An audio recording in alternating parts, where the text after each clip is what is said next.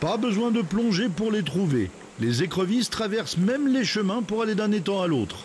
L'américaine est plutôt agressive. Il faut savoir que dès qu'il tombe un tout petit peu de pluie, eh ben, elles sortent de l'eau pour aller se promener. Alors il n'y a pas que nous qui les attrapons, hein. Vous regardez, hein, les oiseaux, il y a des tas de prédateurs qui se sont adaptés pour les manger. Ce pisciculteur pose des outils pour les retirer des étangs. Là, un carrelet sans appât, juste pour voir. Là, vous voyez, même un carrelet comme ça posé en eau libre, on arrive à les attraper. Oui, parce que là, il n'y a même pas à manger dedans. Non, il n'y a même pas à manger dedans. Le simple fait d'avoir un carrelet, ben, vous voyez, elles se posent au pied. Ça explose et elles sont très actives. Donc, alors que l'hiver, elles ont tendance à se terrer et on les voit beaucoup moins. Depuis un mois, une dizaine de pisciculteurs sont autorisés à les pêcher et les vendre. Et là, regardez.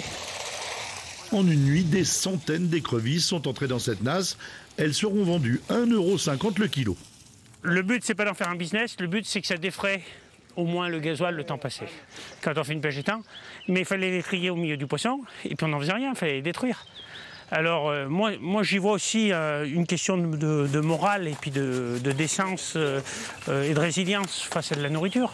Depuis un mois, le préfet autorise sous certaines conditions les écrevisses à voyager. Une dizaine de pisciculteurs de Brennes sont habilités à les transporter jusqu'à l'unique transformateur. Depuis le mois de mai, 650 kilos d'écrevisses ont été pêchées. Dès leur arrivée, elles rejoignent des cages bien fermées pour éviter toute évasion. On les reçoit, on les laisse se rincer à l'eau claire. Elles n'ont pas de nourriture, aucune nourriture. Et lundi, on les pêche et on les conditionne. Elles seront vendues congelées, entières, en barquettes de 1 ou 3 kilos. Pour finir, entières en bisque ou en sauce. Il y a encore un petit massif de nénuphars qui résiste aux écrevisses. On ne sait pas pour combien de temps.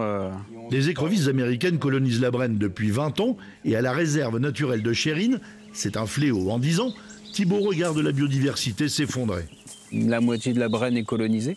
Les mares, les étangs, les fossés, les cours d'eau, tout est colonisé. Et on commence vraiment depuis quelques années à mesurer l'impact. Ça se voit clairement sur les massifs de végétation, sur les amphibiens, sur les libellules. L'eau est trouble, il n'y a plus de mollusques, plus d'insectes ou plus beaucoup. Thibault espère qu'avec le temps, l'espèce va se réguler, car il est impossible pour la réserve de piéger autant qu'il faudrait, par manque de moyens, et la présence humaine ferait fuir les oiseaux. L'écrevisse américaine est en Brenne, elle a un nouveau prédateur, l'homme.